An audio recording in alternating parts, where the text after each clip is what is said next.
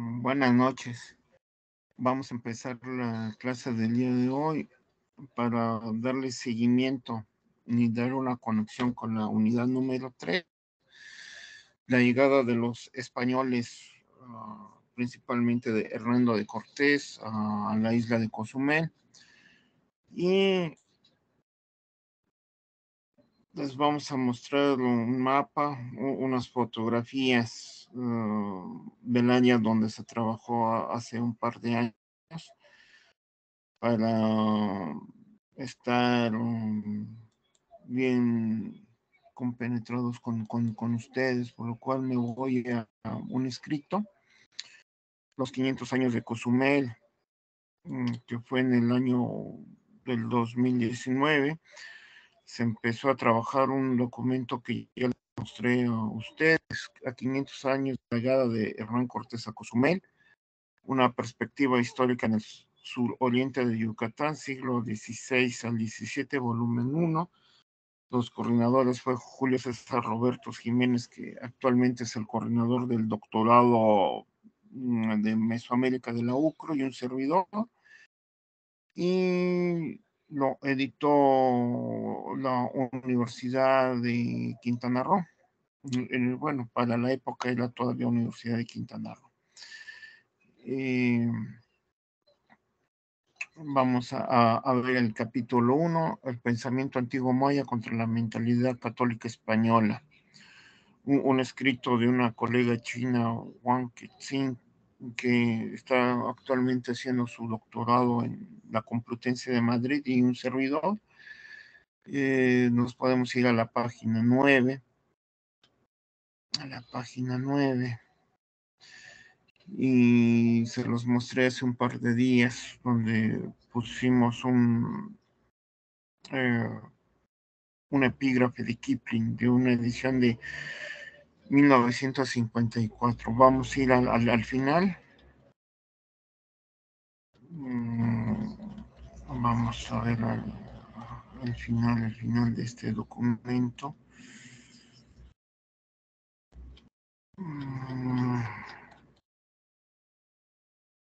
Esta es la bibliografía. Bueno, a ver, hasta el final entonces.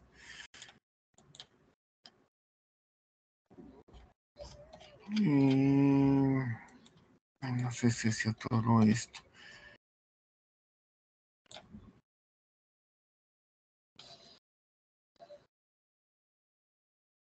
Viene una serie de mapas, pero lo pusimos en la parte de Belice, pero nos pueden servir estas imágenes. Sí, dado que la problemática al trabajar la capilla de 1519, la primera construcción cristiana de un templo fue de madera. Entonces para la época en que nosotros estamos viviendo, pues es obvio que con el tiempo ya no existe esa madera al ser prácticamente, como ya lo indiqué, de madera y techo de guano.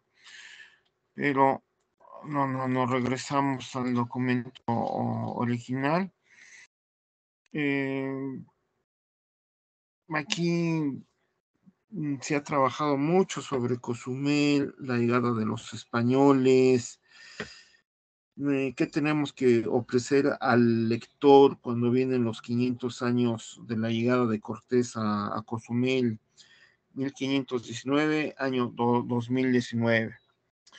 Bueno, entonces el presente escrito se inicia con una descripción histórica en relación a la fauna del entorno geográfico con la cosmovisión de Mesoamérica, con una conexión religiosa en sus mitos del desarrollo de deidades con los animales, una visión cercana a la naturaleza, asociada con los animales. Un ejemplo de lo anterior es Huitzilopochtli y el colibrí hacia la altiplanicie central del Valle de México. Las culturas antiguas y los dioses tienen una relación con la bóveda celeste.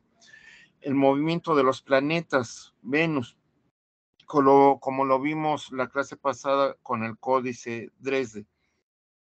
Sí, ustedes recordarán los mayas en el códice Dresde tienen el cómputo del movimiento de Venus en la bóveda celeste en relación con la Tierra, y a partir de ahí vienen sus análisis de espacio y tiempo para sacrificios humanos, la cosecha.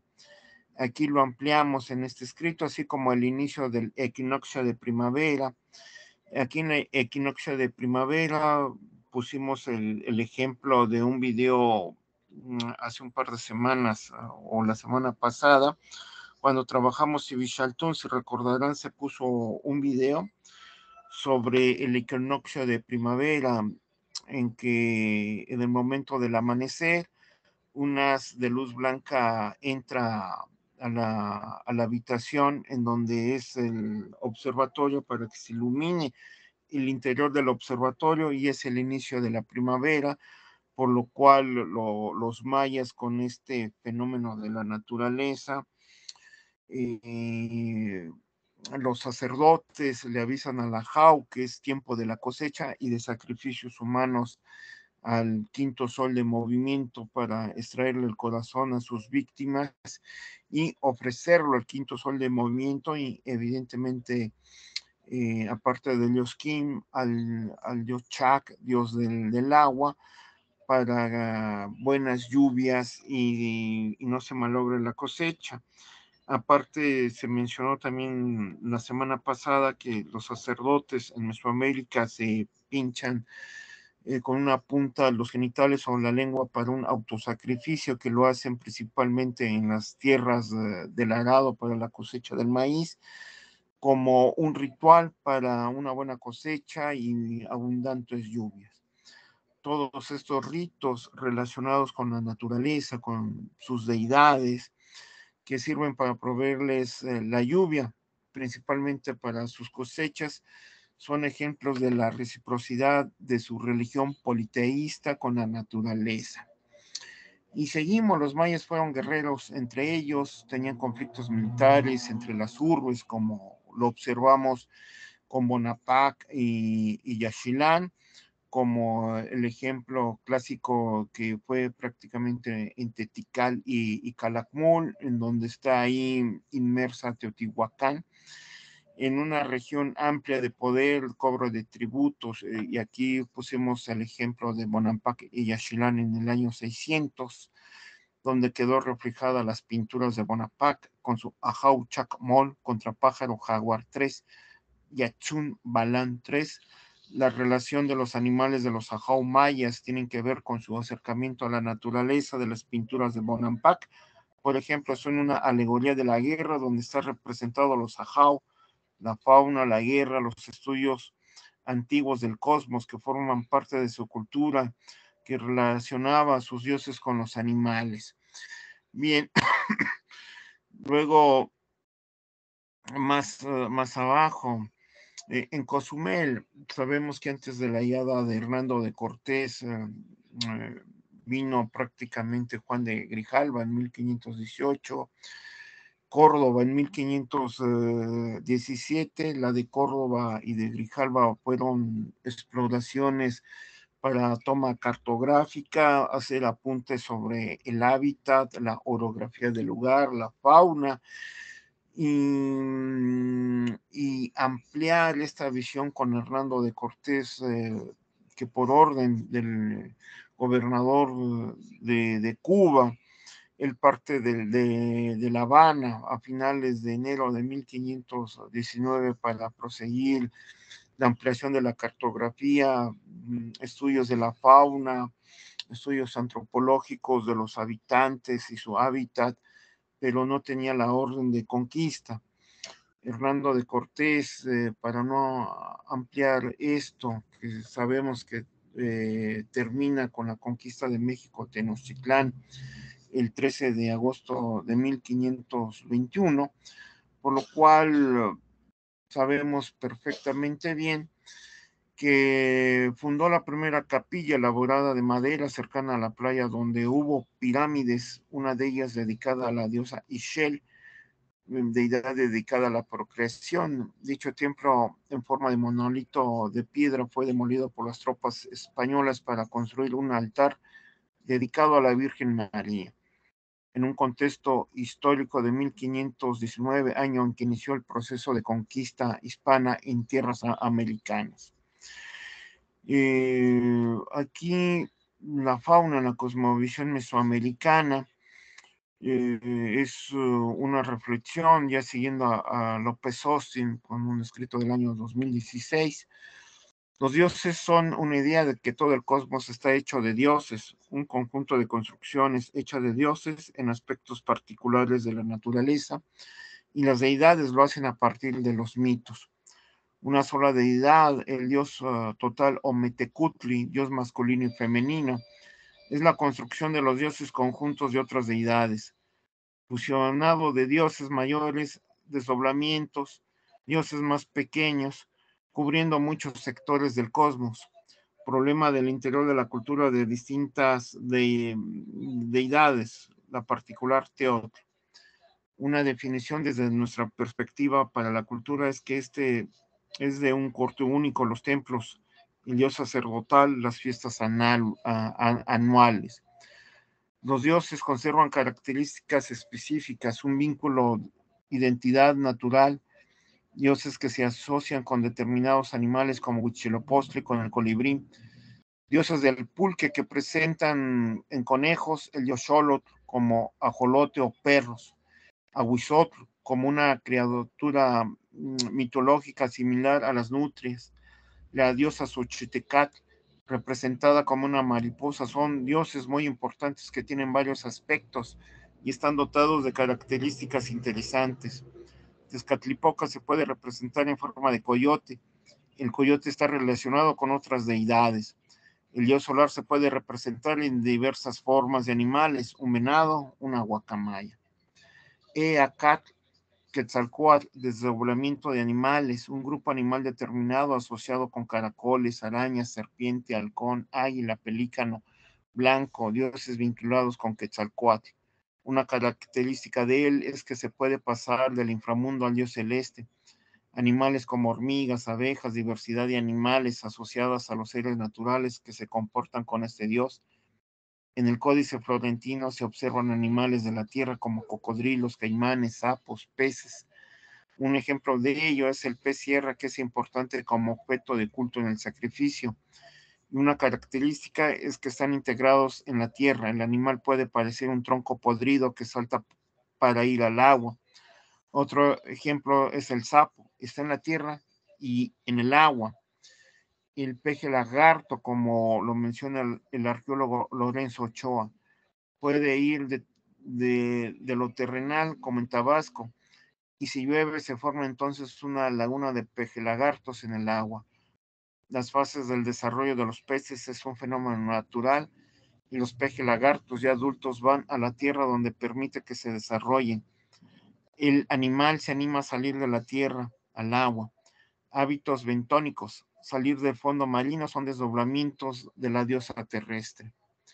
Otro ejemplo es el jaguar, que tiene muchas formas, el venado, que está relacionado al sol, entre otros. Y así como ellos, existe una amplia variedad de deidades que se asocian con la fauna. Jacinto de la Serna cita sobre las creencias indígenas que dan nombre de deidades a los animales como demonios que están en lo trabajoso de la tierra. Aquí nota número 1, Jacinto de la Sierra, tratado de supersticiones, idolatrías y hechicerías y otras costumbres de razas aborígenes de México, y se consultó una biblioteca de Lina para bajar la información en PDF y poderla consultarla. Aquí en el texto viene el link para la consulta de este libro interesante. Beatriz Albores estudia los animales de agua como las sabandijas, en donde hay variedad de especialistas trabajando estos temas de dioses animales. Tratado de cierta forma, para que un dios esté en un recipiente, una variedad de estos animales como la pulga, que están en varias culturas.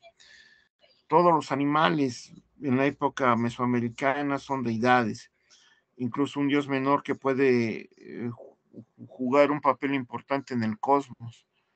Los dioses se presentan en forma de animales y plantas. Ejemplos conocidos de esto es la diosa Mayahuel, como maguey, que está representada de manera antropomorfa en los códices. Tezcatlipoca, llamada la flor floripondio, es una flor peligrosa, planta venenosa. Algunas de estas plantas son de alimento y frutos como el zapote blanco, plantas medicinales y hongos alucinógenos. Una planta como el maíz en los mitos actuales se representa como un niño o dioses relacionados con planetas. El Yosholo se puede presentar como mazorca doble, postes cómicos que sostienen al mundo en sus cuatro esquinas, como el dios Pulga.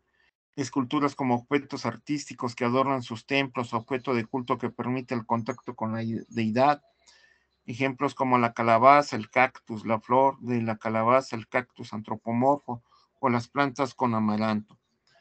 Con el método de la historia oral de biólogas que hacen trabajos etnográficos en la Huasteca, ponen ejemplos como sería Bartas y Valle, que son estas biólogas. Hallazgos en el campo, por ejemplo, ciertas valles anuncian la enfermedad de los niños, las hojas secas previniendo el calor y la sequía. Pueden presagiar el tiempo de siembra con solo mirar las plantas, como en las comunidades indígenas en donde tienen antecedentes mesoamericanos. Las plantas tienen antecedentes míticos, las cuales se pueden mover de lugar. Los totonacas creen que las piedras son jaguares, pero la luna o la estrella los flecha y de esta manera el jaguar se queda en forma de piedra. Un ejemplo se encuentra en el mito totonaca, donde las noches oscuras pueden caminar las piedras y el metate se puede convertir en serpiente. Ídolos en recipientes de materiales dura como objetos, animales y plantas, al igual que los cerros, en donde cada cerro que ven en el Valle del Lerma, en la Cuenca de México, es un dios, Tlaloque. Hay hay cerros más sagrados que otros. El ejemplo, el elemento del agua, que representado como una deidad que puede ser una señora que puede controlar el agua, así como la deidad que produce un desdoblamiento. Los cerros son réplicas de la tierra y de Tlaloc. Muchas cosas al mismo tiempo, que es un aspecto muy común para los mesoamericanos. En los cuerpos de agua, el cuerpo de agua entero es la deidad. Un surtidor puede verse en manantiales subacuáticos. Remolinos incluso pueden ser concebidos como postes o rutas directas al inframundo, una especie de postes cósmicos que se puede representar en el mundo real como una cueva, los sótanos de las golondrinas. Existen cuevas más sagradas que otras conexiones con el inframundo que son réplicas de las grandes rutas, como los cenotes, los fenómenos meteorológicos que fueron concebidos como serpientes. Un ciclón puede ser considerado como una serpiente que entra al mar, serpiente nube. Un ciclón abre un camino al exterior. Grandes tornados acuáticos, las culebras de agua son tornados, los vientos, los aires, los dioses que pueden penetrar a los humanos. Y Altriz Albores en ese tiempo preparaba un libro sobre la sacralidad del rayo. De forma importante visualiza los fenómenos naturales como el arco iris, que no pueden ser señalados con el dedo por tener desdoblamientos de animales. Es un fenómeno complejo. Es un dios que puede matar, poseer una persona o animal, o incluso puede embarazar a una mujer. En el Códice Yoria, los chichimines bajan del cielo, son antiguas mujeres muertas en el que tienen una vida interestelar. Descrita por los griegos, en los cuerpos de agua estaban las ninfas, que se hallaban presentando este tipo de fenómenos de espejismos que sufre el agua. El halo solar, los pares hielos que están retratados en el disco solar, son verticales objetos iconográficos que tienen forma de flores, de 4 pétalos como cruces, y es peculiar que los rayos principales tengan esta disposición de un fenómeno real, un triple sol, dioses solares como Tonatiuh, Caltonatiuh, Nanahuatzin, dios nocturno. El sol y la luna producen un halo, como en el Códice Nutal. Son los únicos astros que tienen un disco o halo. Las distintas fases de la luna tienen distintas deidades. El ejemplo es Venus en el Códice Dresde, donde el planteamiento de Eric Vázquez se expone las diferentes bases de Venus, diferentes deidades, cometas, serpientes de fuego o dioses de diferentes planetas. Representan a la bóveda celeste constelaciones completas como las Pleiades, los guerreros gloriosos y postes cósmicos que pueden adoptar formas distintas como Tlaloc, y en el tiempo son cada vez más dioses. El tiempo relacionado con los dioses, los números, como el 12, que son representados con signo de la lagartija, el señor del día, el señor de la noche. Un volátil es una mezcla de deidades. Estos son los dioses acompañantes, calendarios que influyen en el tiempo real de un día cualquiera. Dios del signo, calendárico, 13, 13 señores del día, Dios portador del año, diosa luna, según su fase, dioses de los fenómenos celestes, cometa y aurora boreal. El fuego mismo es una deidad como el dios del viento, la imagen iconográfica, el dios Ecatl, Quetzalcoatl, en donde en tiempos de donde los antiguos cazadores, recolectores que migraban, se centraban en los distintos tiempos de alimentos, como en las lluvias, o en el bosque donde comen hongos, porque no hay alimento en tiempos de calor o pescan en los lagos. En el calendario hay un tiempo determinado para cazar conejos. Existe una diversidad de fenómenos. El tiempo está influenciado por deidades que poseen el tiempo. En conclusión, vivimos sobre un ser que es concebido como un dios. Un cipacli tiene que ser una serie de propiedades. Una característica de esta religión de tipo panteísta es que todo es sagrado, todo es una deidad. Y luego aquí sigue uno trabajando, ejemplo de guerra entre los mayas relacionado con la fauna y la cosmovisión de la religión maya. Aquí se pone el ejemplo de la guerra de Yaxchilán y Bonampak, que vimos hace un par de días atrás cuando vimos los murales de Bonampak, por lo cual no daré lectura de esta parte. Y aquí tenemos el famoso escudo 2, la estela 3, donde está Chacmol con vestimenta de guerrero con un yelmo, lleva una cabeza de serpiente de concha, posiblemente tributos de la serpiente. Viene de la parte central de México. Teotihuacán aparecen atributos que serían representaciones de las serpientes del fuego con un significado de guerra que aparece en Teotihuacán, que presentan el yelmo, son entonces los argumentos de guerra y poder. Lo que se conoce como Cihuacóatl o serpiente de guerra está representado en el yelmo con la cabeza, serpiente con las fauces abiertas. En la estela 2 de la vestimenta de las mujeres, un diseño textil. La esposa de Chacmol presenta máscaras de Tlaloc con anteojeras en el diseño del vestido. La máscara de Tlaloc tiene influencia teotihuacana, pero en la parte histórica ya no existe Teotihuacán. Sin embargo, sí existen otras ciudades. A sus pies se postra un personaje alto y rango, referencia a otros textos. Posible es el señor de la Canja. La Canja está cerca de Bonampak. El templo número 6 es de menor escala, son templos pequeños, posiblemente santuarios usados de manera religiosa, asociados con los gobernantes. Hace recordar las estructuras de Tulum y San Gervasio, actualmente Cozumel. Regresando a Bonampak, hay evidencias de cestería en su construcción con un sistema de bóvedas de lajas como en Yaxchilán y Palenque.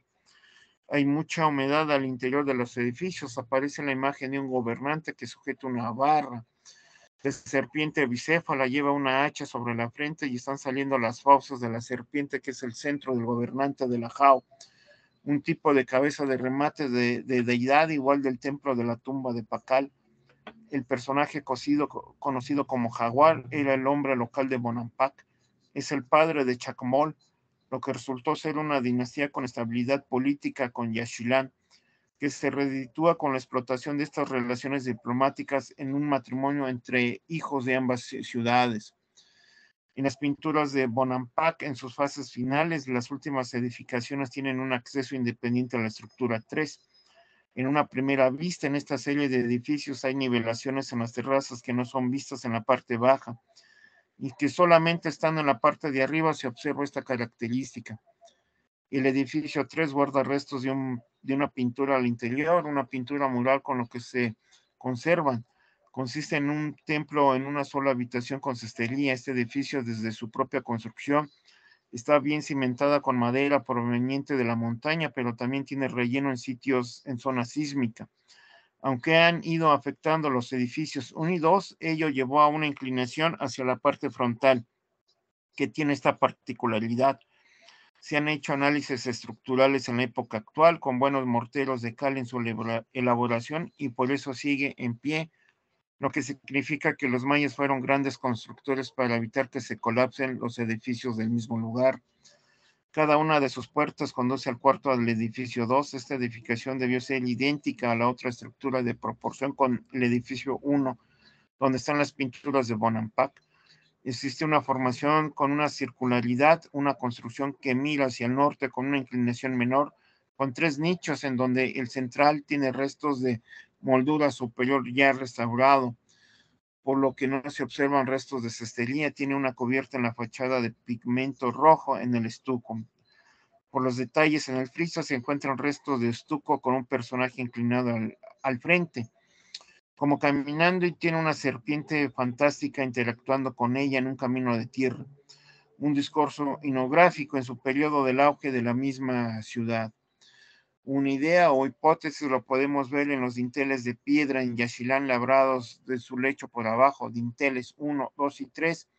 Se presenta la misma imagen ricamente ataviada, la toma de un cautivo por el cabello. El dintel 1, referencia a Chacmol, fechado en el año 787 en la captura del individuo. En el dintel 2 con lanza se muestra otro personaje que tiene un cautivo, un prisionero. El dintel 3 tiene un ajau de Yaxchilán llamado Yashum Balán 3. Captura a Chacmol en el año 747 antes de Cristo. El templo 6 del primer personaje que se explicó con anterioridad perteneció en un evento histórico de guerra cíclica de 40 años atrás, donde se capturan gobernantes en tiempos de guerra. La pintura mural del área maya mejor conservada es Bonampak. Es única en toda la región de las grandes urbes mayas y se han perdido para la posibilidad o por ser descubiertos. Si se lee de izquierda a derecha los murales en el cuarto 1, están los murales que tienen una elevación con banquetas. Sentados están los personajes de altos gobernantes, que explica la guerra entre las ciudades mayas. Está en buen estado de conservación y esto se debe al deterioro de los edificios por la filtración del agua provocando por la roca caliza, una sedimentación calcárea, lo que ha permitido a la conservación de la pintura. Los estudios de la UNAM conservan obras de pintura mural prehispánica, los cuales han realizado estudios con mucho detalle relacionados con Bonampak. También están los estudios de Lina, al igual que la Universidad de Tulane de Estados Unidos. Esta universidad está en Florida, en donde se encuentran trabajando la pintura mural del lugar, llevando estudios de registro, usando fotografía infrarroja, donde se talla cómo se realizó la pintura. La fecha de conmemoración de las 4 pinturas del año 790 a.C., donde se observan personajes de pintura con fechamiento al interior de los cuartos. Si damos más en velocidad a lo que estamos trabajando, sobre las causas de la guerra que son desconocidas, pero quedó este mural. Por decir, en los hallazgos arqueológicos en Bonampak se han localizado cráneos, mandíbulas, posiblemente son trofeos de guerra para inaugurar el edificio. Aún más cercano a esta hipótesis es que la tumba de Chacmol está ya asociada a los cráneos hallados en los edificios. También se han localizado en otros edificios cráneos, como en La Canja, que es otro lugar al sitio estudiado. En el cuarto 3, después de la guerra, han pasado 2 años y en el muro no existen personajes con mascarones, serpientes, que son atributos celestes. Posiblemente los dioses que formarían parte de la corte de dignatarios de Bonampak. Estos personajes llevan trompetas, de nueva cuenta aparecen con algo propio de una danza ritual. Los personajes posiblemente llevan alas, son personajes de la danza. Danzantes antepenúltimos de la terraza tienen la representación de un personaje indicado como un sacerdote. El personaje central es Chacmol, el gobernante. Del lado del mural, los especialistas de pintura mural han hecho un análisis químico del mural. En la lista del muro azul y del muro oriente tiene una continuidad pictórica. Diana Magaloni, del Instituto de Investigaciones Estéticas de la UNAM, es quien ha llevado estos estudios. La pintura realizada al temple en un primer trazo. Antes del trazo final localizó 18 colores diferentes con tonos de un rojo intenso, claro y oscuro en diferentes tonalidades. Como concluye esta ceremonial danza de la victoria, en la bóveda se localiza una escena. En un espacio inferior aparece una imagen de una mujer sujetando a un infante, posiblemente sujetando al hijo de Chacmol. Aparecen otras mujeres, la esposa principal y una niña. También aparece un sacerdote con un brasero que sujeta las hojas de papel con la mano izquierda. Se sujeta la lengua y la mano derecha sujeta otra lengua. Un autosacrificio cortando la lengua y arrojando el papel ensangrentado al copal, quemándolo en el comal. Sacrificios en la guerra y autosacrificios también de la esposa de Chacmol. En toda una alegoría de la vida cotidiana de los mayas, es impresionante las imágenes de la guerra, donde los mayas beligerantes se describen en una gran batalla que, según mediante la epigrafía, no era nada específicos, como lo menciona el especialista maya Eric Thompson, de pacíficos teocráticos.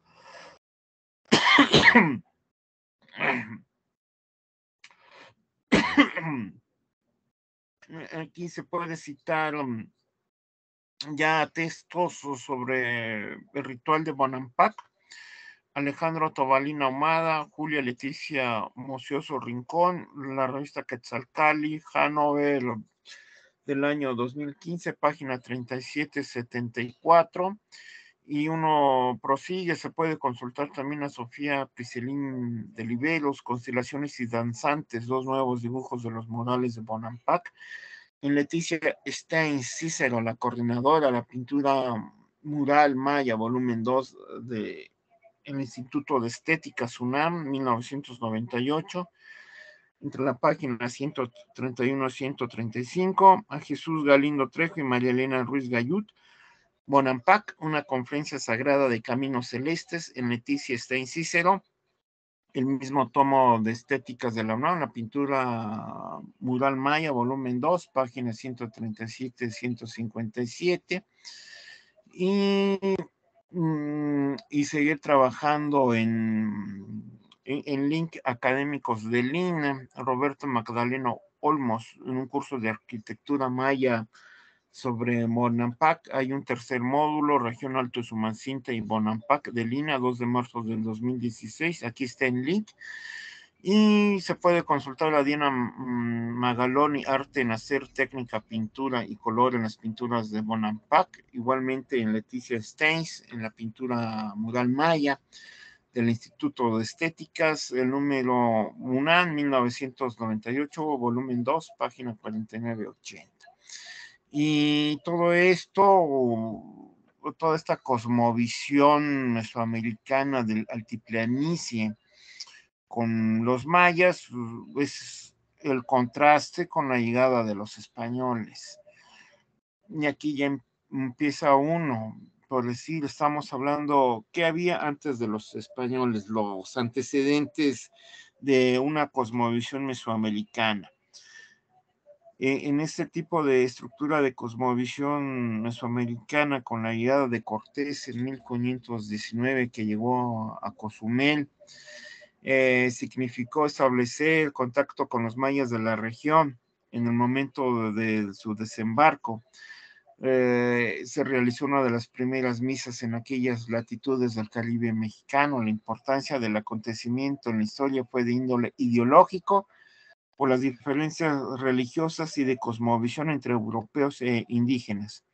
2 maneras diferentes de ver el mundo. Los mayas, con una tradición cultural de estudiar constantemente el universo con base a su cosmogonía, les era ajeno la llegada de los franciscanos. Y peor aún al tratar de evangelizarlos. Cuando Cortés estaba conquistando la ciudad del Imperio Azteca de Tenochtitlán para 1521, el quehacer del conquistador significó la búsqueda de metales preciosos, lo que le permitió considerar explotar la región de los mayas.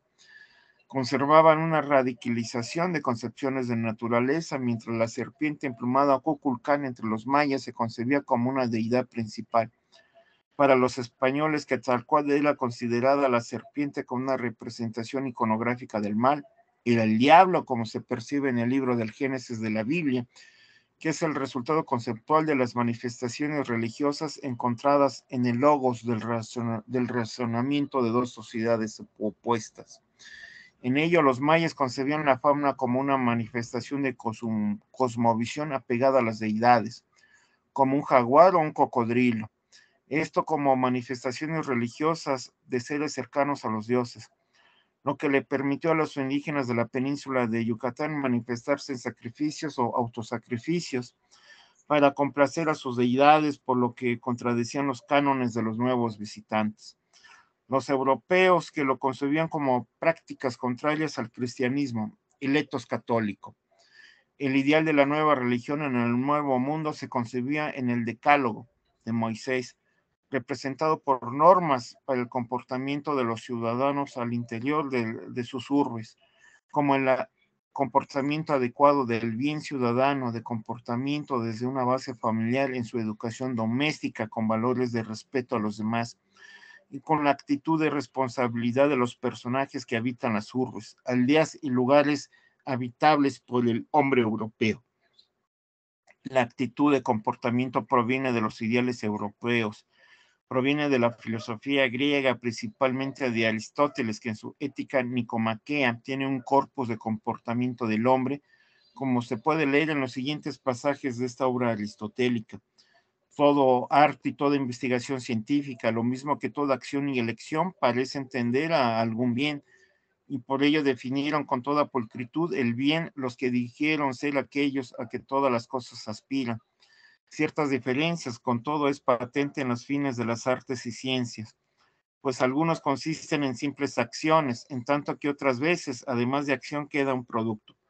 Y en las artes cuyo fin es algo anterior a la acción, el producto es naturalmente más valioso que la acción. Y aquí la Ética Nicomaquea, una edición del 2012, la página 1. El conocimiento aristotélico parte de generalidades en una comprensión del hombre en su hábitat, conforme al comportamiento con una visión ontológica del ser en problemas filosóficos que individualiza lo real en los seres vivos en contrapunto con la naturaleza, animales, fauna y al hombre como una unidad en el cosmos. Aquí citamos a Paul Riquel, un texto del 2013 sobre la cuestión del logos en filosofía aristotélica, página 224-227. Como podemos leer en el siguiente libro de Aristóteles titulado Tratados breves de historia natural, en donde tenemos una naturaleza unitaria. Cito a Aristóteles. Es evidente que esto les sucede a los insectos como a las avispas y a las abejas, pero también muchos de los que no son insectos. Aunque estén divididos, pueden seguir viviendo gracias a la parte nutritiva. Una parte de tal naturaleza comporta unidad en acto, pero en pluralidad en potencia, ya que están constituidos estos seres de forma similar a las plantas. Y es que las plantas, aunque estén divididas, siguen viviendo separadamente y muchos árboles pueden ser de un solo origen. Y el motivo por el cual uno puede seguir viviendo cuando estén divididos y otras pueden retoñar, se trata de otro lugar, pero en este punto son semejantes a las plantas y el género de los insectos. Ahora bien, las plantas tienen capacidad para conservar su naturaleza, pero los insectos no la tienen por no poseer órganos para su supervivencia y por carecer unos de los que es capaz de tomar el alimento, otros del que es capaz de recibirlos, otros de ambos y de otros, y de que tales animales se asemejen a múltiples animales fundidos en un crecimiento más a los mejor constituidos, o les ocurre esto por su naturaleza. La más sanitaria se puede. Aristóteles, Tratados breves de historia natural, de 1998, página 121. La investigación aristotélica del mundo, partiendo de lo real en la construcción de un lenguaje conocido como silogismos, con ideas que explican la realidad del mundo al ser individual y su unidad como el hombre, el animal y la planta para establecer la materia y la forma. Es una estructura ontológica para establecer la materia de lo que están hechas las cosas, como la forma de la existencia, esencia e individual de la cosa. Por ejemplo, un triángulo o el hombre como un animal racional, Si no es racional, no es el hombre. Con lo cual estamos en el mundo de las ideas para explicar el movimiento. Unos ejemplos son la semilla del árbol, el huevo de la gallina. Para concebir de una manera individual la materia y la forma del árbol o la gallina, habría que buscar sus antecesores. En este caso, la semilla y el huevo son los principios de la naturaleza y constituyen los elementos de seres vivos.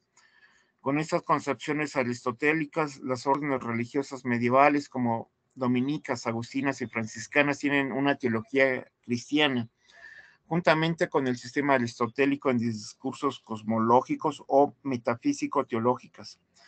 La filosofía aristotélica ha sido un recurso de los religiosos como fue Santo Tomás de Aquino, y la Suma Teológica, como una representación filosófica del aristotelismo y la teología cristiana inspirada en textos bíblicos. Como un momento histórico hubo disputas contra los franciscanos. En el año 1270 no aceptaron discursos aristotélicos enfrentándose a los dominicos, pero era inminente la difusión de la filosofía aristotélica.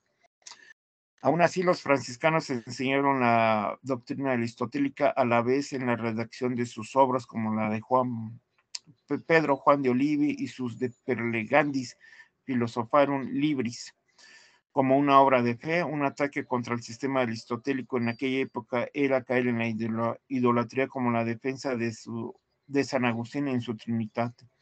Una obra que ataca a los herejes o idólatras con argumentos racionales que juzgan a los enemigos de la iglesia cristiana.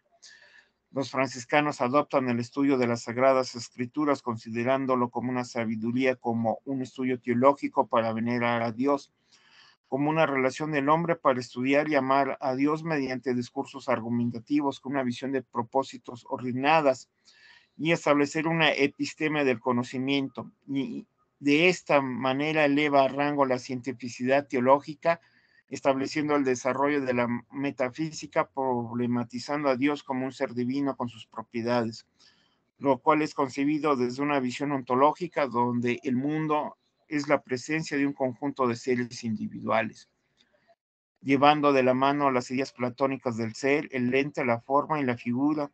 Son los principios inteligibles de la naturaleza, en la explicación de Dios en un logo de lo real, como un devenir del objeto eterno. Dios con la visión de colocarlas en la mente, es decir, en el mundo de las ideas, en la búsqueda de verdad mediante la virtud, en la relación de Dios y el alma.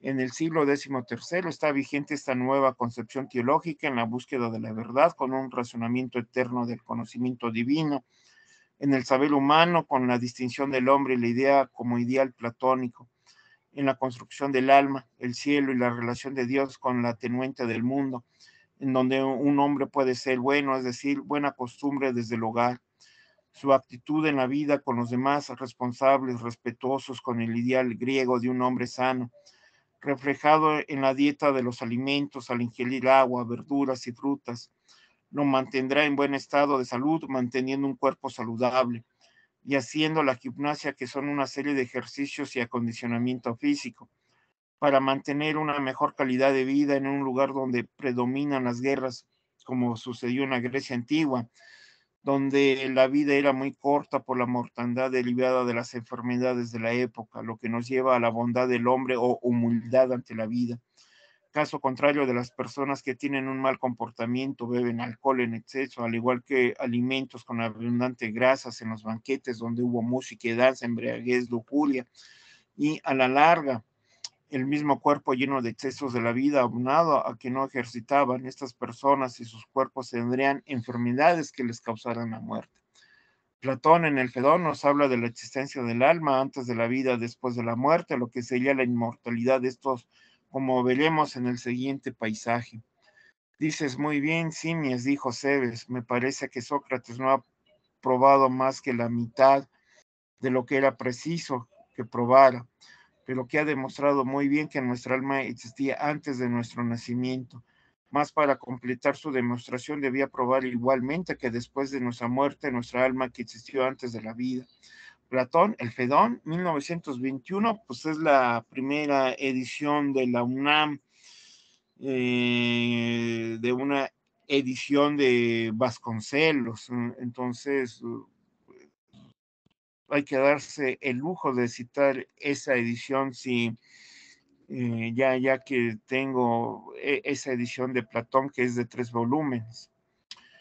Platón explica en esta parte, haciendo reflexión de la muerte de su maestro Sócrates, que murió en la cicuta envenenado por ser llevado ante la justicia ateniense, en una denuncia por hablar de los dioses y dar explicaciones científicas para analizar lo que son las nubes.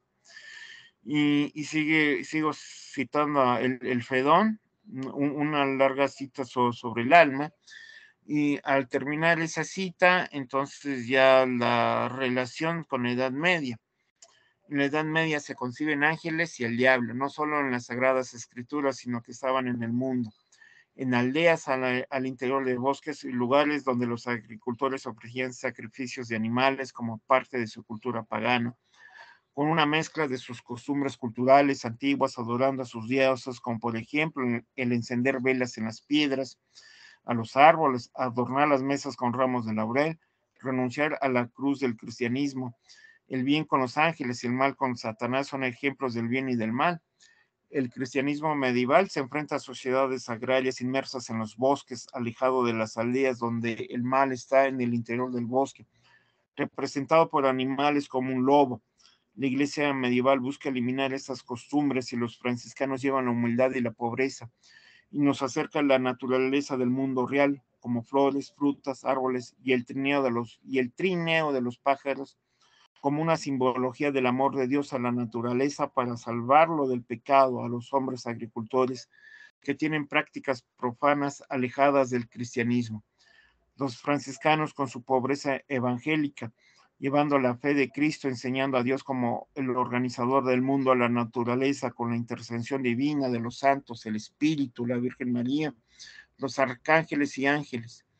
En la Edad Media, las órdenes religiosas usan el sistema platónico aristotélico para explicar el alma como una entelequia y así desarrollar la idea del alma como una sustancia y establecer el ideal platónico que está en el Fedón, donde menciona que el cuerpo es la cárcel del alma, mientras que la muerte alcanza a los seres vivos. El alma es mortal, no se corrompe, sino todo lo contrario, el cuerpo humano se corrompe con la muerte. Inclusive en la enfermedad, el alma no se debilita ni se fatiga. La iglesia cristiana retoma las ideas de la filosofía griega para crear un sistema teológico en el medioevo. Aristóteles, en su Tratado del Alma, habló sobre el desarrollo del alma como una entelequia, una forma del cuerpo que tiene vida, que tiene correlación del cuerpo y que es la materia, como lo menciona en el siguiente texto.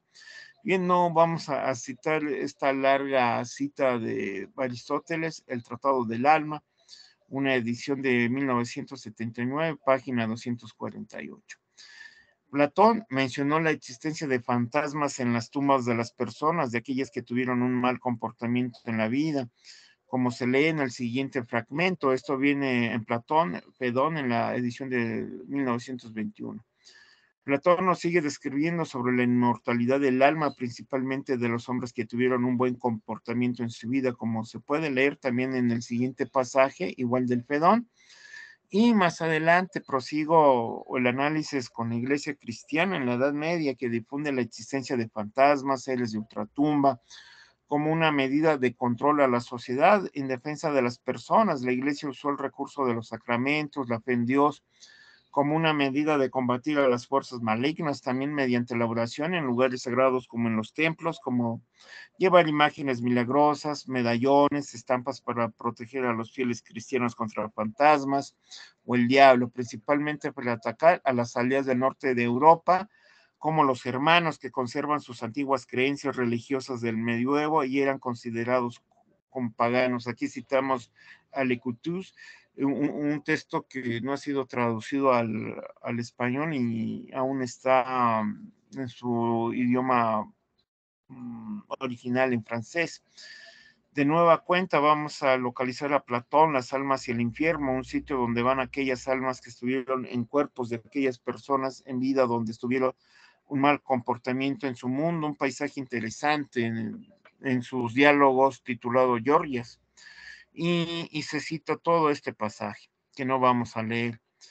Platón hace reflexión de un tribunal para juzgar a los muertos en el Hades, como sería la deidad griega del inframundo, Iaco, y su hijo de Zeus, conocido por su piedad y que después de su muerte fue juez de los muertos, por lo que estamos mencionando al inframundo, en el lugar donde juzgan los muertos, y todo ese pasaje está en el Gorgias, en una edición del 2015.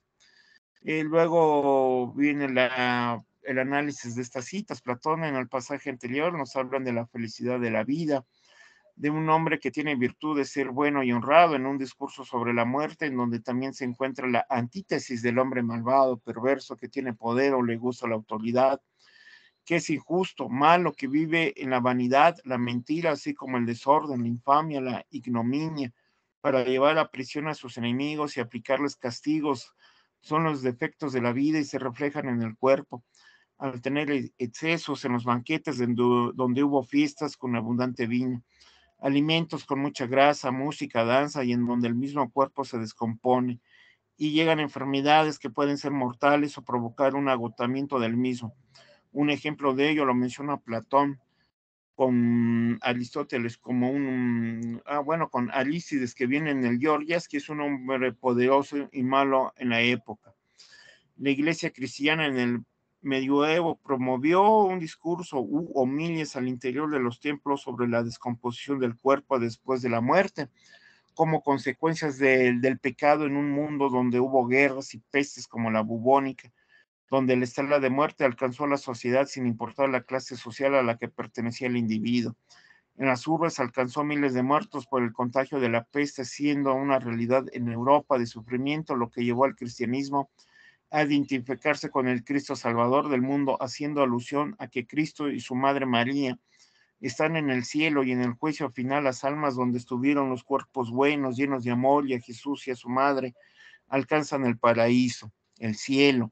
Los cuerpos entonces de los difuntos deberían de ser inhumados en lugares sagrados, en los templos, cuando llegase el juicio final y sean juzgados. En el juicio estaban excluidos los malvados, los cuales sus cuerpos estaban en el infierno, donde están las brujas, suicidas, entre otros pecadores. En la iglesia, el lugar del Santo Sepulcro, era donde la sociedad medieval enterraban a sus muertos, nobles y altos jerarcas de la iglesia, donde estarían inhumados cerca del altar mayor. Los burgueses y los villanos se encontrarían fuera del recinto sagrado, en lo que llamamos el atrio, rodeado con muros como defensa contra el mal. En un libro de Rubial, de 1999, página 1946.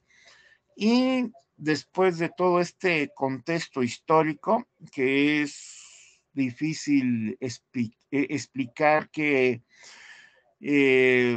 la construcción de capillas, iglesias en el seno de la civilización maya, como ya indiqué, se requiere análisis de los mayas, eh, análisis de Edad Media, análisis de filosofía griega, análisis ontológico, como estoy haciendo en este documento.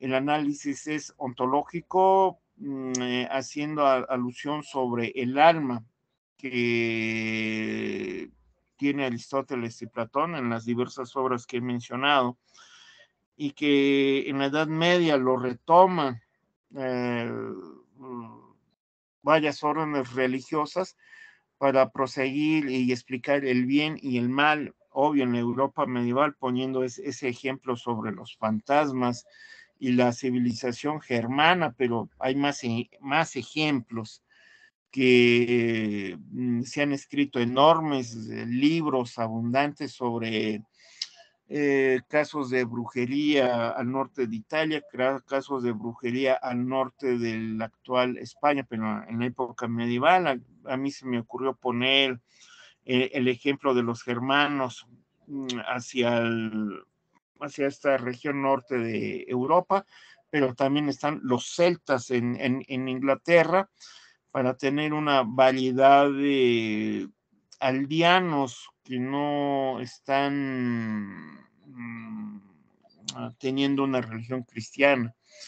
Y la iglesia, antes de la extinción,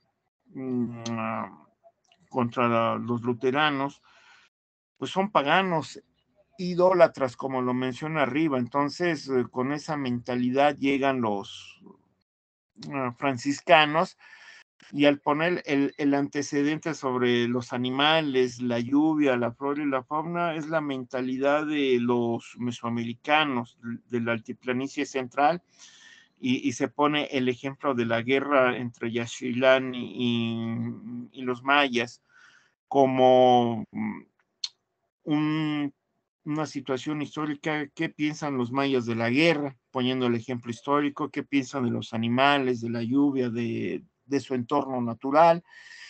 Y cuando llegan los españoles, pues es un choque ideológico, un choque filosófico. De hecho, este texto, si lo pueden captar, más que una construcción histórica, es una construcción filosófica, ontológica, de la mentalidad de los franciscanos a la llegada a Cozumel, con la visualización de la guerra o de la religión mesoamericana.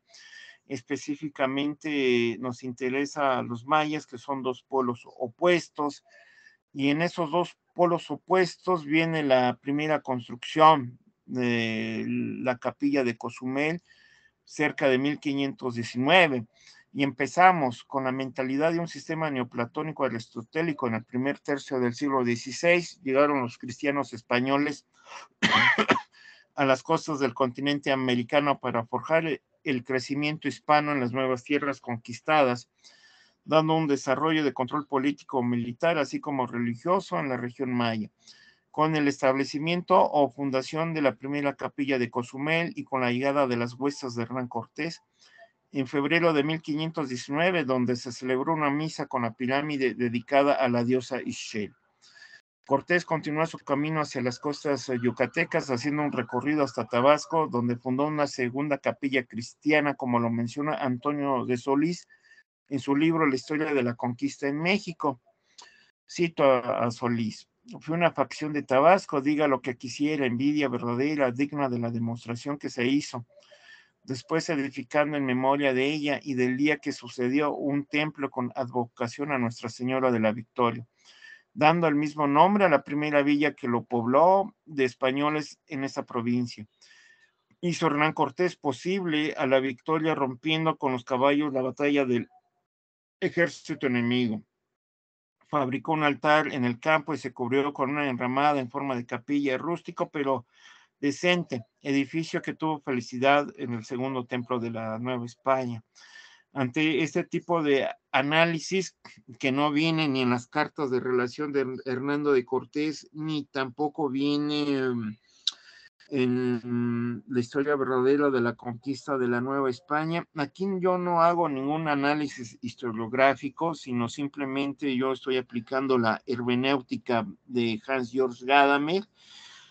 Al aplicar la hermenéutica en estas tres lecturas, me doy cuenta de este párrafo, y en vez de hacer un análisis historiográfico, lo que estoy haciendo es un análisis ontológico, filosófico, en la primera parte de este texto, para decirle a los futuros lectores que es muy difícil explicar la conquista de la Nueva España, porque es la destrucción de Mesoamérica, y para eso pues hay que llevar clases de Mesoamérica en la UNAM, como lo hizo un servidor, para entender la complejidad del mundo azteca, el mundo maya, que son cosas diametralmente diferentes.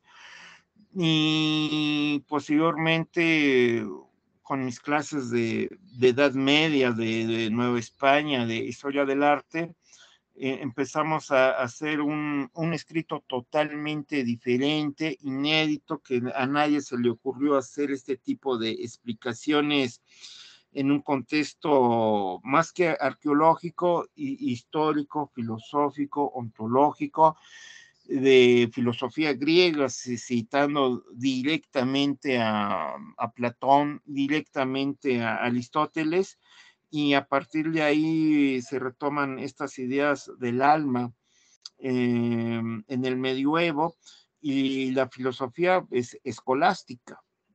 A partir de la escolástica se hace una construcción epistemológica. ¿Qué significa episteme? Construcción del conocimiento, de este proceso histórico ya del año de 1519, y en ello está la construcción de esta capilla de Cozumel, que es de madera, no es de piedra, es de madera. Hay que enfatizarlo bien, y ser de madera, pues para la época actual, pues no vamos a encontrar ninguna capilla de madera de 1519 de la época de Cortés, no la vamos a encontrar. Lo que vamos a encontrar, y eso da pauta para otro escrito, es un templo dedicado a San Miguel Arcángel de la época del virreinato, pero eso sería para un estudio a futuro, que no lo vamos a meter aquí en este documento. Pero sí mencionamos, el 21 de febrero de 1519 llegó Cortés a Cozumel. Cerca de la costa había una pirámide con un ídolo de piedra. Para los españoles era considerado el demonio, por eso pusimos los antecedentes, ¿no? Y poniendo el ejemplo de los germanos al norte de Europa, agricultores, no llevan o no tienen ningún acercamiento con el cristianismo. Y los sacerdotes de aquella época, para los germanos, los consideraban idólatras y paganos. Cuando Cortés y los franciscanos llegan a estas latitudes de Cozumel, consideran a los mayas idólatras y paganos. Y evidentemente todo lo que observan ellos de demonios, por decir demonios, edificios de demonios son las pirámides, los demonios son estelas, códices, monolitos dedicados a las deidades mesoamericanas. Para los sacerdotes son demonios y feos, que son indiscutiblemente la antítesis del mundo mesoamericano, que para los mayas pues, es la relación animal o fauna, flora, deidad, fenómenos celeste, sacrificios humanos, cosechas.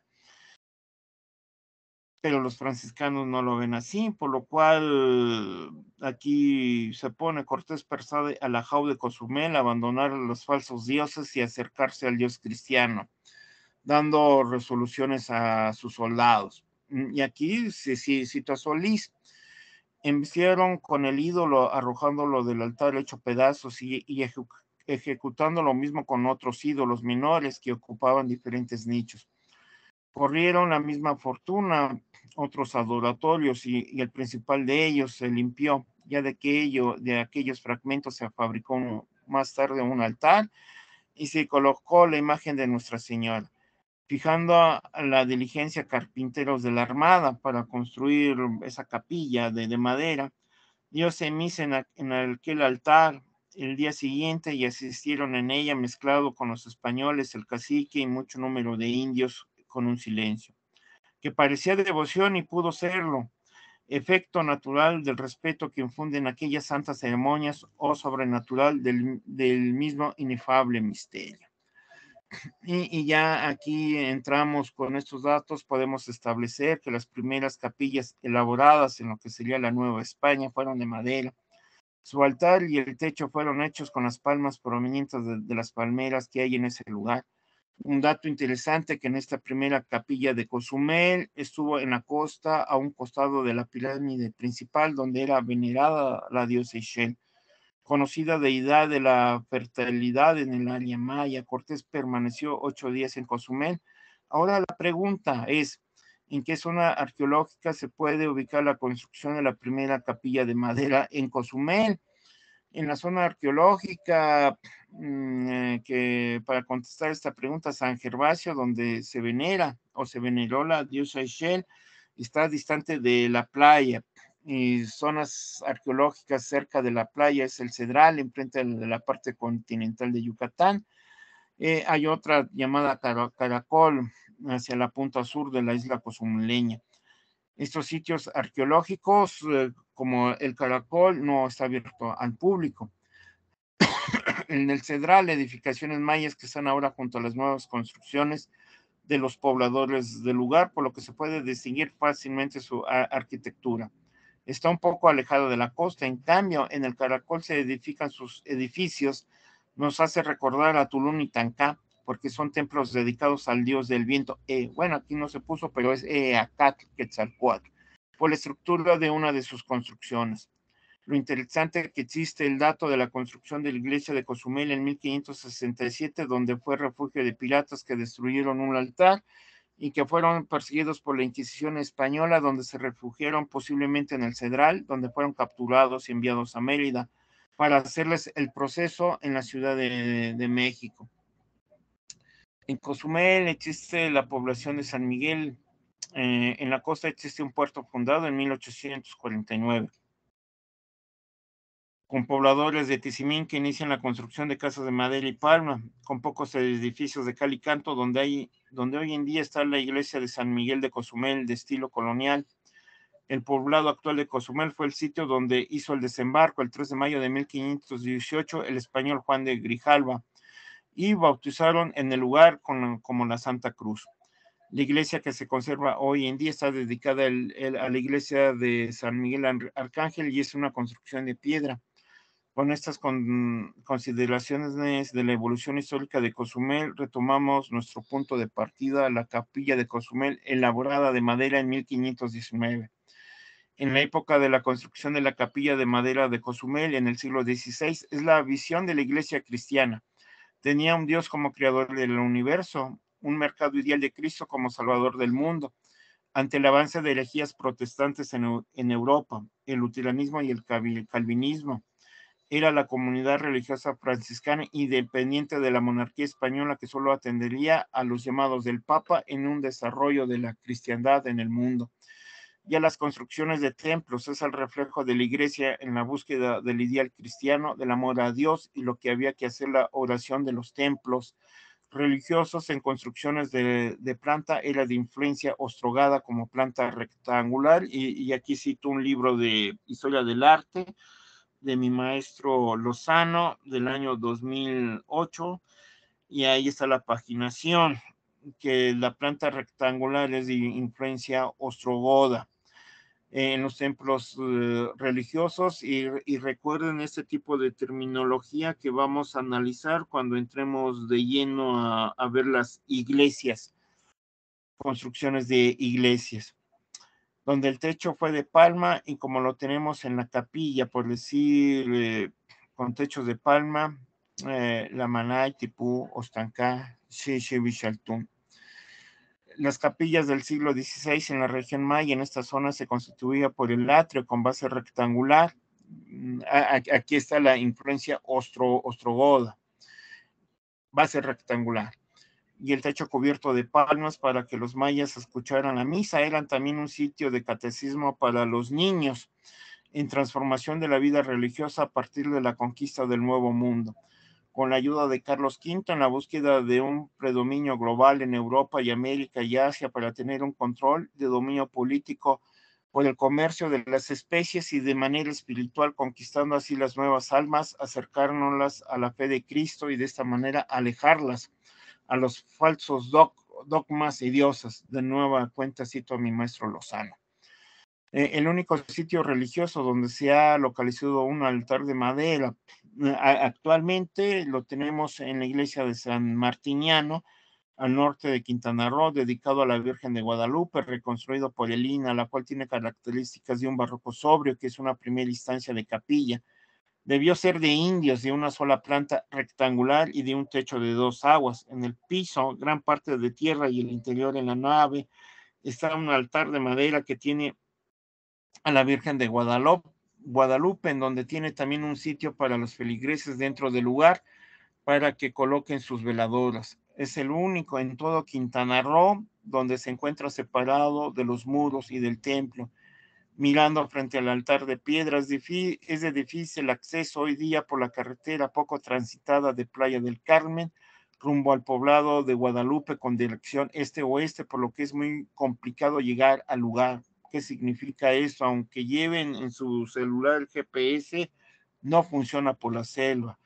Se debe de llevar un mapa, una brújula a la antigüita para llegar a esta zona.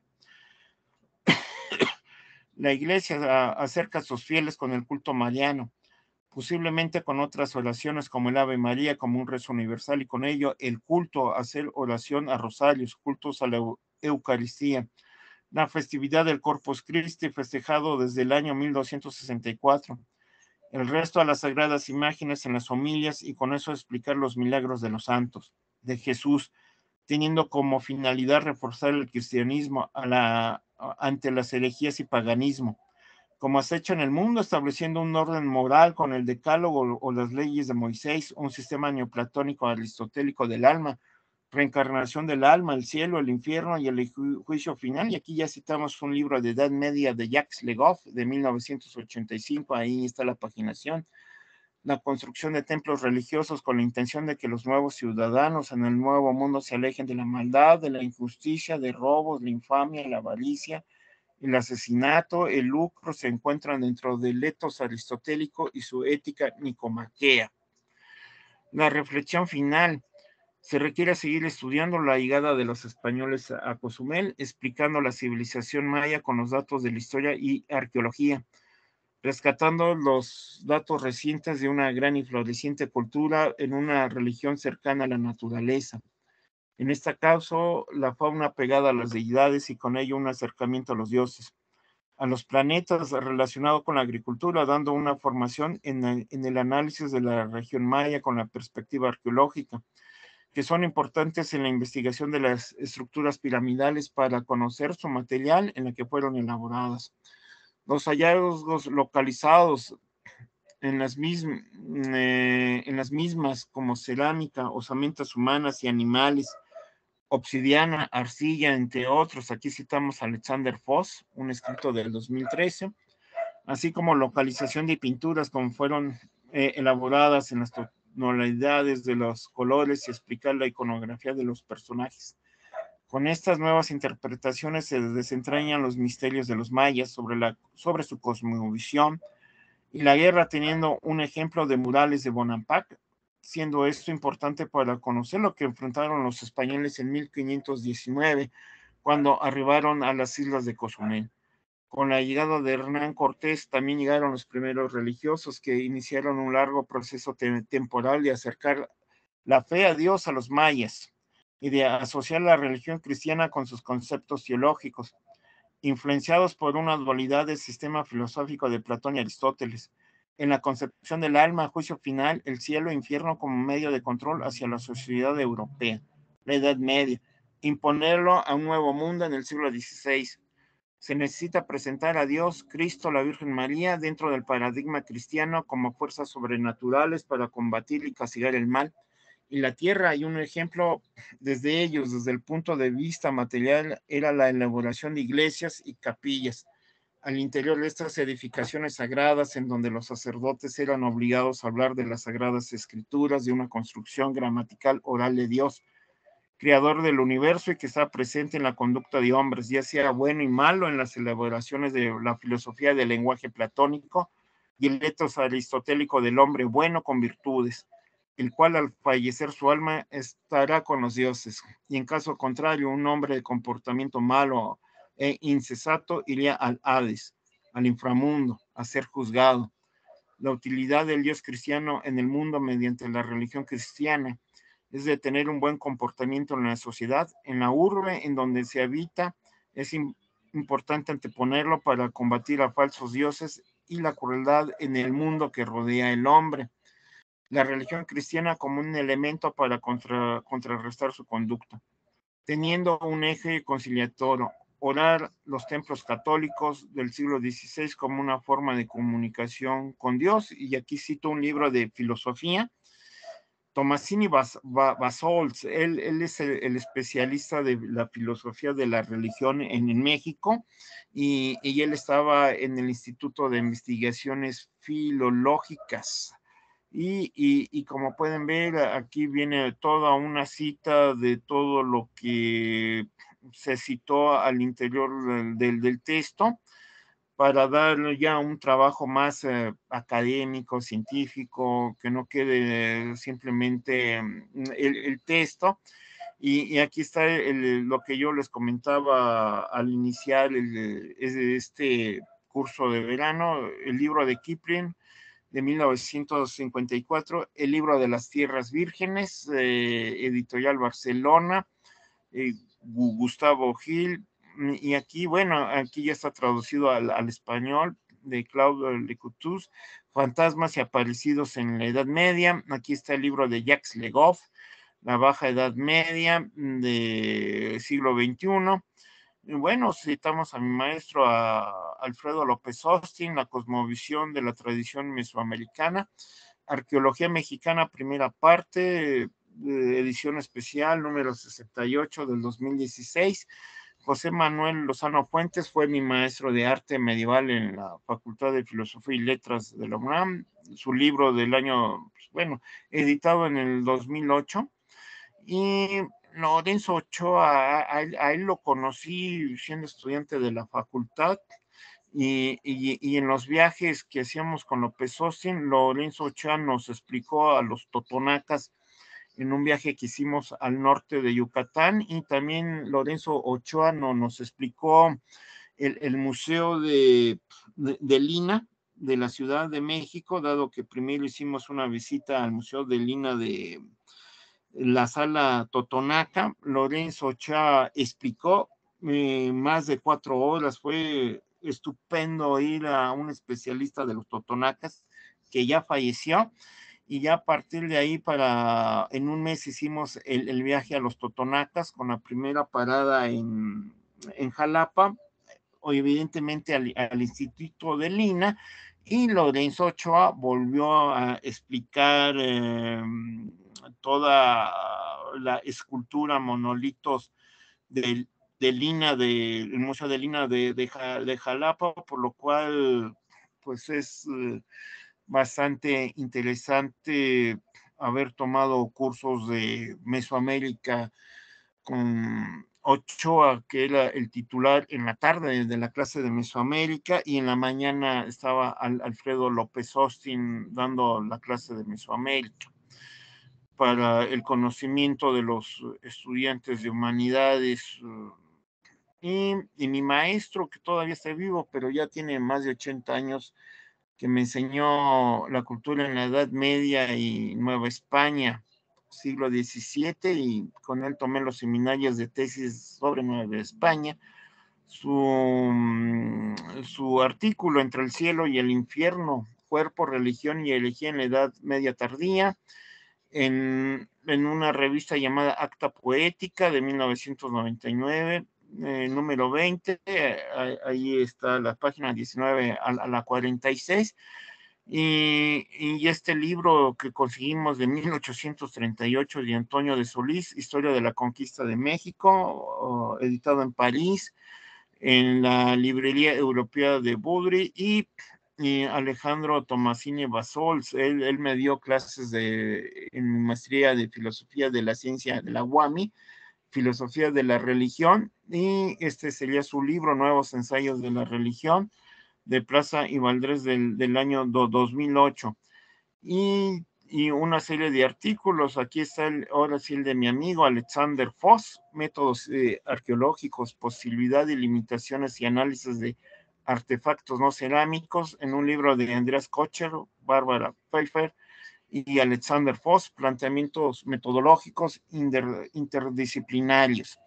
Y si ustedes me preguntan, dado que yo les enseñé teoría de la historia hace 2 años a algunos de ustedes, y hace un año, pues acá sí va para un par de meses algunos de ustedes, si me preguntaran ustedes si soy historiador, cómo lo construí, ¿Con qué metodología de la historia?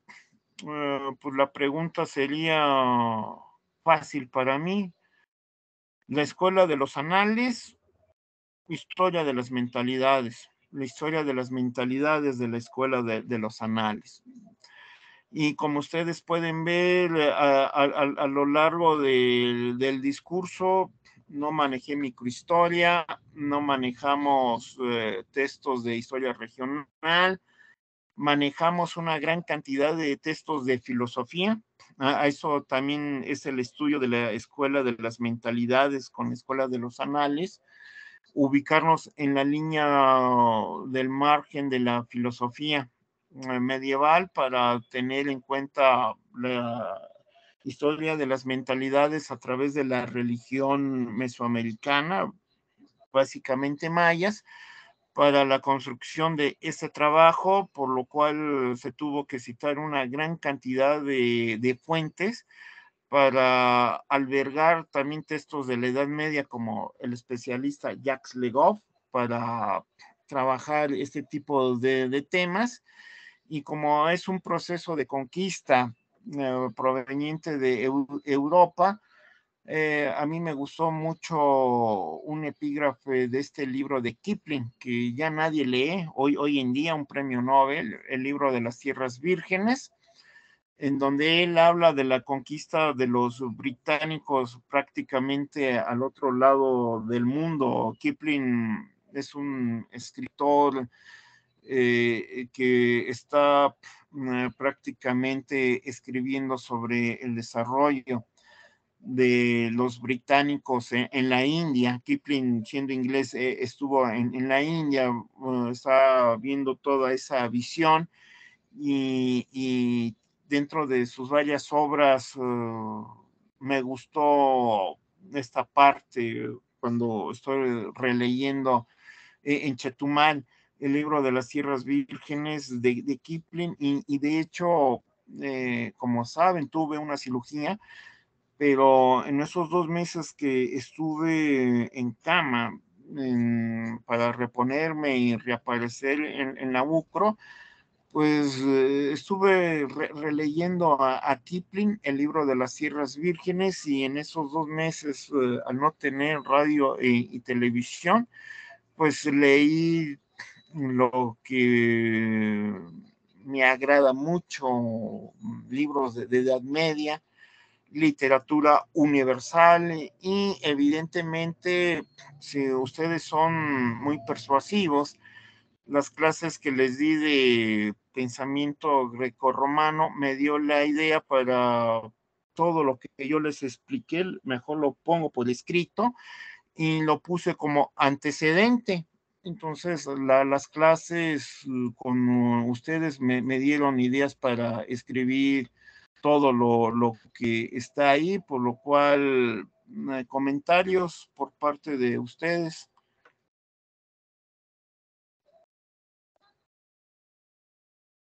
¿Alguna reflexión en lo que tomo agüita? Déjenme ver en dónde puse mi garrafón de agua.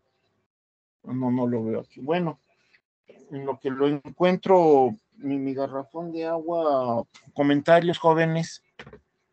Por decir, ya les enseñé pensamiento grecorromano, ya les di clases de estética, ya les di teoría de la historia. Todo lo que ven en ese escrito está ahí. Ideas de pensamiento grecorromano están ahí, ideas de clases de estética, la metodología de teoría de la historia está ahí. Entonces, eh, ¿cuáles son sus preguntas para la construcción de un documento?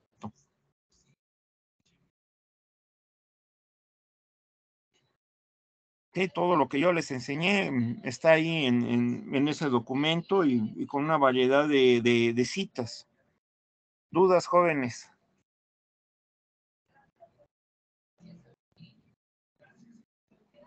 Si no hay dudas, está ya pasando casi el último video.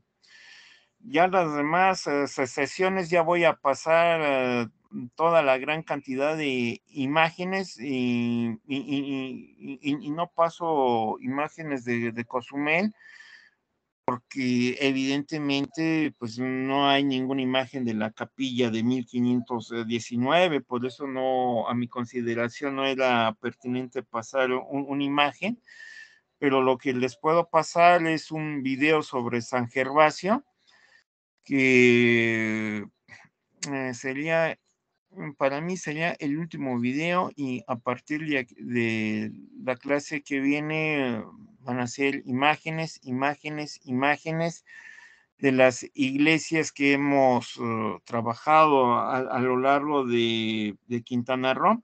Y algo muy importante, que ninguna imagen ha sido bajada del internet, todas las imágenes son con los equipos de trabajo que hemos llevado.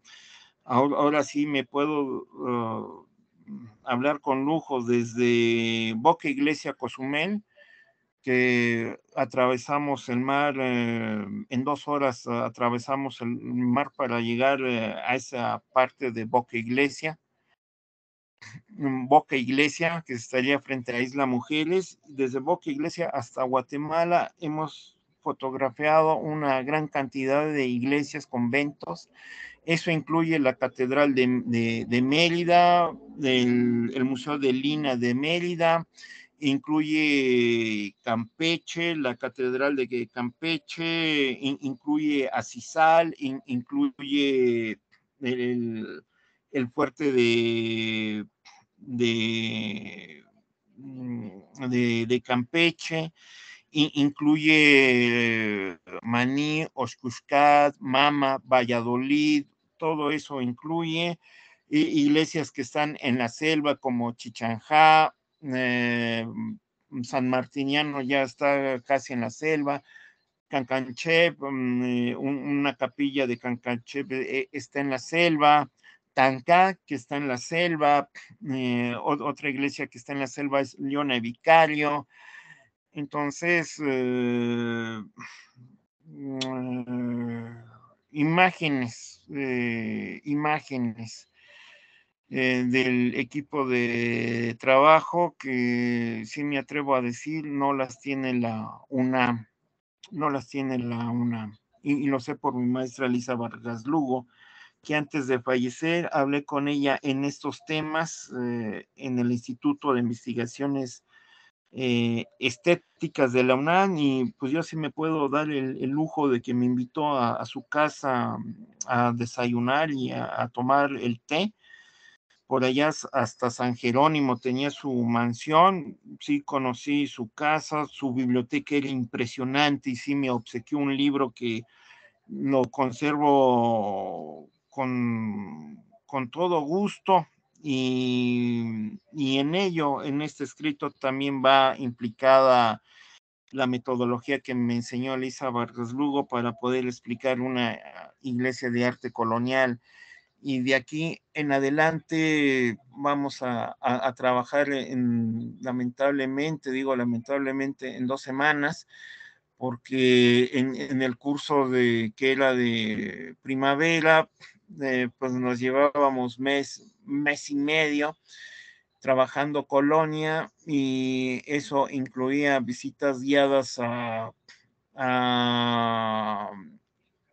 no solamente era Bacalar, Tijosuco, sino llegábamos hasta la Catedral de Mérida, y así como me enseñó Elisa Vargas Lugo y Antonio Rubial, López Austin y Lorenzo Ochoa, un servidor, da la exposición frente a la iglesia personal y no dejo que ningún alumno participe en la explicación, porque así me lo enseñaron mis maestros de la UNAM.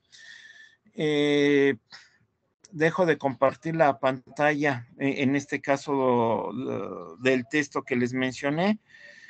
Más adelante puedo poner este texto y mostrarles algunas fotografías de lo que implementos de guerra del ejército español, pero en estos 15 minutos la pregunta, tengo 2 ediciones, en español o en inglés. y espero que me respondan. ¿Cuál pongo? ¿La de inglés o la de español?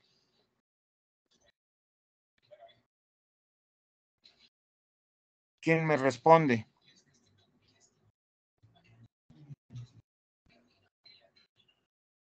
O si le pregunto a Axel Gabriel, ¿cómo prefiere el video, Axel, en inglés o en español?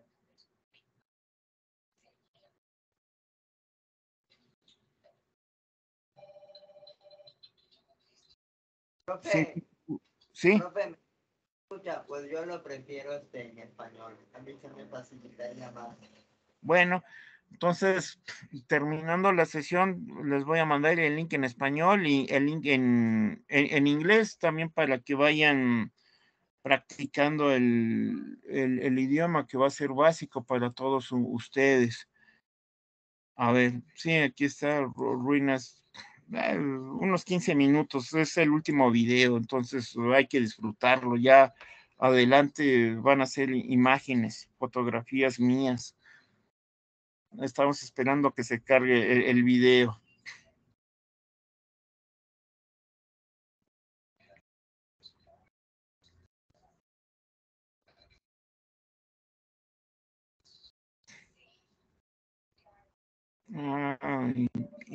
Y el horror de la pandemia, de que a alguien se le ocurrió poner anuncios. Que no aparece la flechita para quitar los anuncios de no sé si son galletas o leche. Está cargando. Están cobrando 50 pesos del uso de la cámara. Recuerden, todos los domingos en las zonas arqueológicas. No, nos encontramos en San Gervasio, ahí está. en las mallas, el sitio de las mallas arqueológicas en Cozumel. Welcome y mal local, ¿vale? Y bienvenidos. Aquí estamos, amigos, en San Gervasio. Estamos aquí en la entrada.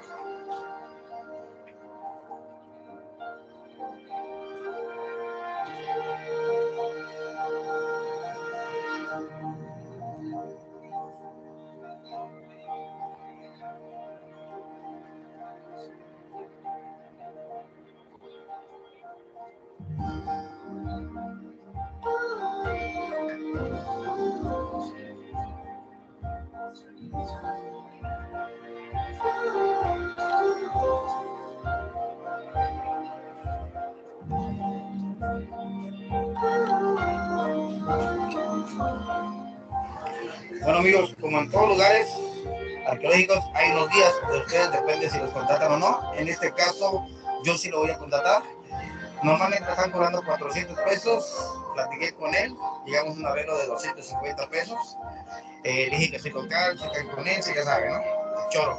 Porque sí, realmente quiero saber la historia de lo que es la ruina. No es lo mismo verlo que saber realmente qué fue lo que pasó y su historia. Más, no hay nada mejor que la gente local que sabe y te puede decir realmente qué fue lo que se hizo. No. Bueno, amigos, bienvenidos a San Gervasio, a la ruina mayas de Cozumel. Iniciamos este nuevo video y espero que les guste. Amigos, un tip que se me estaba pasando comentarles. Recuerden que aquí es una zona arqueológica y como todos los domingos los mexicanos no pagamos, únicamente me están pagando 50 pesos del uso de la cámara. Recuerden, todos los domingos en las zonas arqueológicas, amigos, los mexicanos no pagamos. Hay que presentar lógicamente su identificación y pasan totalmente gratis. Y aquí hay unas del centro Inactarro, de los antiguos días normales, de 8 de la mañana a 4:30 diariamente.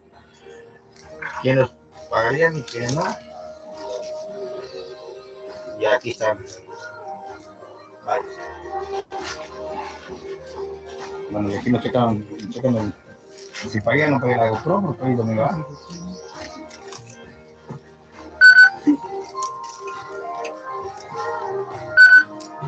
Listo. Muchas gracias, buenos días. Bueno, y aquí está nuestro guía. El famosísimo, el queridísimo.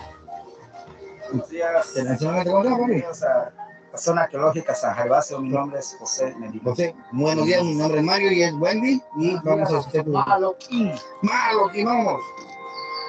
Ok. Entonces venimos a esta zona teológica que vendría siendo un lugar ritual, ¿ok? Un lugar para la adoración de lo que viene siendo la diosa de la fertilidad, que vendría siendo la diosa de la luna. Vamos a empezar con el nombre del lugar, ¿ok? ¿Ven que está el nombre en español? Ok, ese fue el último dueño de este lugar. En la entrada de Cozumel en el segundo asentamiento en 1848 se toma este lugar como un rancho, ¿sí? Santa Rita y después San Gervasio, ¿ok? El lugar se llama en lengua maya Tantún, que significa piedra plana. ¿Sí? Piedra plana. Como habrán notado, en esta isla no hay elevaciones naturales, la isla es plana. Sí. Las elevaciones que van a ver hoy en templos se llaman acrópolis. Esos son los términos que tienen. Perfecto. Vamos a visitar la primera acrópolis, que tiene lo que es un mausoleo y una tumba. Y en la segunda estructura de mano derecha tenemos lo que viene siendo 2 templos. Cada templo tiene diferentes periodos. Muy bien, aquí en el piso van a ver mucho material que vendría siendo el barro maya. Van a ver todo esto que es barro maya, ahí lo que se más, y con los rojos, los negros, todo eso es barro. ¿Para qué se usaba el barro? Se usaba en la parte ornamentaria, en la parte superior de los templos, sobre los dinteles. También se usaba para hacer vasijas, para hacer platos, picheles. La tumba del séptimo sacerdote de los perfectos. Cada una de las tumbas que aquí tiene una habitación. Aquí, por ejemplo, la habitación vendría siendo viene siendo el sol nace del este al oeste, ahí nace el sol. De ahí a la parte ornamentaria. Esa parte ya ha sido destruida completamente. Solamente nos queda la parte del dintel. Pueden ver el dintel que viene siendo la piedra principal, ¿sí? Que está en la parte de arriba. Una entrada pequeña, pero del lado izquierdo van a observar el acabado fino de estuco que tiene y van a observar los frescos. Mucho avance en su... Mucho avance en lo que viene siendo la arquitectura, a ver, conocimientos generales. Disculpa, para aclararlo bien, o sea, me llamó mucha atención. Ese camino del máximo sacerdote, aquí en San Gervasio, en Cozumel, de aquí nace el sol, nace y se pone hasta... De hecho, con una brújula puedes checar la orientación de este a oeste. Este camino, señor, es lo que está... Sí, no es cierto. Es este y aquí derecho. Todo derecho y acá va hasta Tulum, ¿no? Todo derecho es la ciudad San Miguel y después San Miguel, termina Tulum y es cuando se oculta el sol. Señores, miren qué grandiosa era la cultura maya, que todo como me dice aquí, mi estimado, todo tiene una conexión, no era nada más hecho por hecho, como dice. Todos los días sale el sol del este, sale del Mar Caribe, esta es la calle del Gran Sacerdote y llega acá hasta Tulum. Los caminos se llaman Sac. Ven. Es blanco. Este es un camino sagrado. El camino era como esta, era un relleno de piedra, grava, y la parte de arriba tenía una capa de estuco. Que viene siendo esta. Aquí tenemos 7 diferentes capas. Pero el camino ya está deslavado. Miren, ya la raíz del árbol. Ya, miren, aquí está. De tantos años, ya se están llevando las... Miren.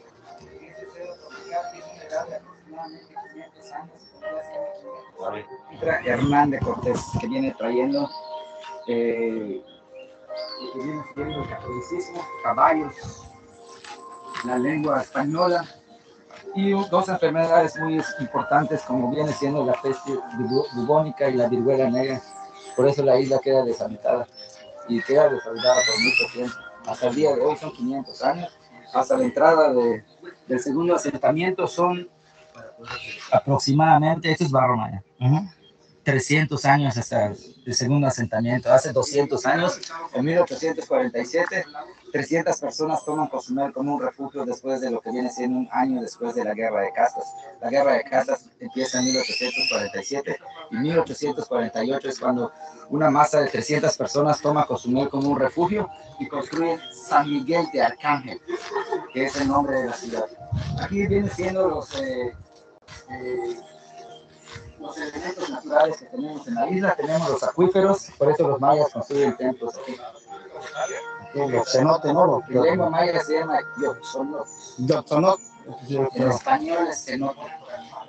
Seno es el centro del centro en español. Sí, el maya es completamente diferente, es Yoxono, sí, que vendría siendo los azúcares. Sí. Aquí tenemos a la abeja melipona, la abeja maya original, que no tiene ningún aguijón.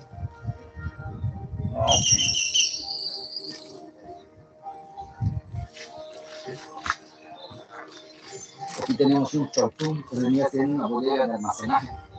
Aquí también había sido una entrada para lo que viene siendo el cenote de aquí. Estos son cenotes. Este cenote tenía su techo, pero en 2016, cuando el huracán Wilma colapsó, hubo una gran inundación aquí. Ok, corazón. Y como usted sabe, todos los cenotes traen agua. Así es. Sí, continuamos. Ya ves. Entonces, el abandono de aquí hace que los árboles más fuertes, como el cedro tropical, queden incrustados En la ruina, ¿no? Sí.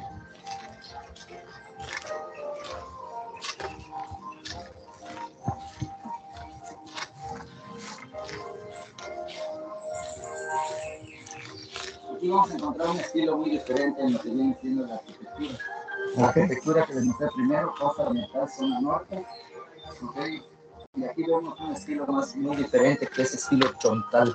Lo puede checar si gusta allá en el escrito que viene, en lo que viene siendo lengua española, lengua maya y inglés. Depositar una ofrenda. La entrada no es gratis, por eso se conoce que es nuevamente para la alta realeza o la alta jerarquía. Esa es la entrada del lugar, ¿no? Esta es la entrada principal. Hay 4 entradas y 4 salidas, y cada entrada o salida está orientada con cada punto cardinal. Aquí tenemos un camino que se nos va hacia lo que viene siendo el Mar Caribe, exactamente a 35 grados hacia el noroeste de lo que viene siendo la isla de Cozumel. Sale exactamente en la parte frontal de los atolones, donde hay un sacpé que conduce hacia este lugar. Sí. La caminata viene siendo de 4,5 kilómetros a 5 kilómetros más o menos, en lo que viene siendo el Sagré. El Sagré se interrumpe con un templo y después el Sagré continúa hasta lo que viene siendo el lado noroeste de la isla de Cozumel. Sí. 4 entradas tenía, cada quien tenía tu punto cardinal, ¿no? 4 entradas y 4 salidas. Ahí se encuentran en la plaza central. Si no pueden pasar a ver la parte Vamos. para católicos y cristianos. Exactamente, es la palabra que buscaba. La Meca Maya. Es la Meca de los católicos, San Gervasio en sí. La Meca Maya. La Meca Maya, aquí se casaban la gente de alta jerarquía, la realeza, príncipes y princesas se casaban aquí, y estas eran sus entradas. Perfecto. Ahora sí ya agarré la onda. Ahora hay gente que sigue creyendo y quiere tener hijos, entonces viene a traer ofrendas. Ahí hay dinero, ahí hay piedras, ahí hay piedra de copal también. Ok. Hasta hoy en día hay gente que viene a dejar sus ofrendas para la fertilidad, ¿no? Sí. Ok, miren, aquí tienen un tip. Si ustedes quieren tener más hijos, vénganse aquí, den una ofrenda para que los dioses mayas los hagan padres de nuevo. ¿Cuántos tienen? Yo tengo 2. Ahí no necesitan. Ya no, con eso ya. Miren, el camino sigue hasta aquí y sigue hasta el templo. Todo esto, si quieres, es como la entrada, como una catedral. No era así, ¿eh?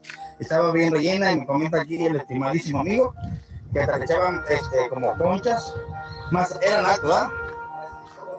1 metro más o menos, le echaban conchas, porque los ritos ceremoniales eran en la noche, y las conchas con la luz de la luna, pues lógicamente como que tienen una tendencia a brillar el camino, ¿correcto? ¿Ya ven? Yo soy bien yucateco, ya creo que viví por aquí. Correcto, ya dice, yo pude haber sido un príncipe maya. No lo sé yo. Vamos a verlo.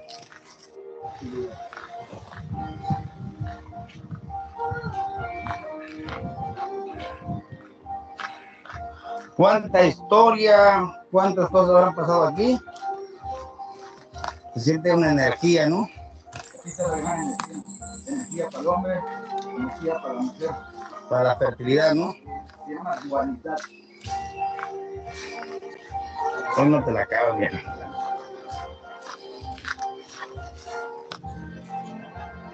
Bien, ejemplo, Son las gente, 10 de la noche. amigos, este es el ejemplo de la... Vamos a cortar el video. A ver, vamos a copiar el link. Vamos a dejar de compartir. Me voy otra vez con ustedes. Me voy aquí al chat.